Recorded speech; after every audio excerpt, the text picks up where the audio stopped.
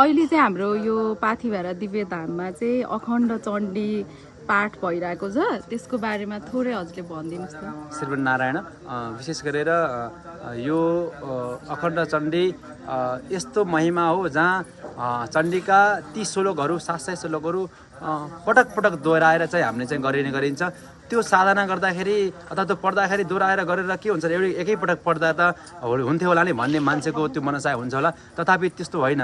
किनकि भक्ति र साधना एउटा यस्तो चिज हो जसले साधना गर्दा अथवा भक्ति गर्दा माताप्रतिको त्यो कृपा अनन्य प्राप्ति हुन्छ, जसले गर्दा हाम्रा ती वाञ्छित मनहरू चाहिँ अथवा ती कठोर मनहरू चाहिँ शान्त भएर जान्छन्। त्यस्तो खालको अखण्ड चण्डीको महिमा छ, जसले गर्दा यो धाममा पनि शक्ति प्राप्ति हुन्छ भने आफ्नो तनमा अथवा मनमा पनि हृदयमा पनि शक्ति प्राप्त हुन्छ भन्ने यो अखण्ड चण्डीको महिमा छ। यो सहस्र चण्डी लगाइरहेको छ। यो सहस्र चण्डीमा कस्तो खालको अनुभूति भएको छ भनेर हजुरले हामीले उहाँलाई अरूलाई पनि सुन्न सक्छौँ।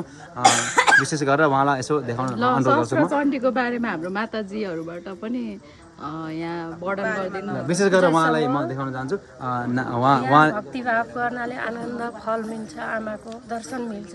म त्यही भएर यहाँ आइरहेको छु।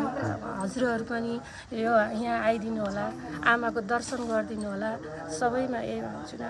हाम्रो एकजना यहाँ हुनुहुन्छ शालिन, एकदमै शान्त चाहन्छु। आमाको व्रत बस्दै आएको त मैले लगभग 11 वर्ष नै भइसक्यो र हरेकपल्ट व्रत बस्दा एउटा नयाँ ऊर्जा थपिएको जस्तो अनुभव हुन्छ मलाई। एक पाइला माथि बढ्दै गएको अनुभव भइरहेछ। आमाको ठुलो असीम कृपा पाएको छु मैले। यो मेरो पूर्व जन्मको जुन पुण्य जमा थियो, त्यसैले नै आमाको दरबारमा आउन पाएँ। यहाँ बसेर आमाको दर्शन, पूजा आजा, सेवा, भक्ति भाव गर्न पाएँ। यो नै धेरै ठुलो हो र यो पुण्य पाउन हजुरहरू पनि आउनु होला भन्ने अनुरोध गर्दछु। राधे राधे। जसो जय पाथिभरा आमा। नारायण, हामी पनि यहाँ आमाको दर्शन गर्न आएको छौँ। थोरै भए पनि आमाको सेवा गर्न पाउँदाखेरि हामीलाई धेरै मनमा शान्ति, आनन्द, जति पनि बाहिर दुःख पीडाहरू छ त्यो सबै दुःख पीडाहरू बिर्सेर सबै कुराहरू हामीले भुलेर हामी यहाँ चाहिँ आमाको एकदम आस्था, विश्वास, भरोसाको साथ हामी आएको छौँ। यहाँ आमा साक्षात् भगवती आमा पाथिभरा पञ्चकन्या पाथिभरा आमा हुनुहुन्छ र हामीले उहाँलाई हामीले यहाँ महसुस गरेको छौँ।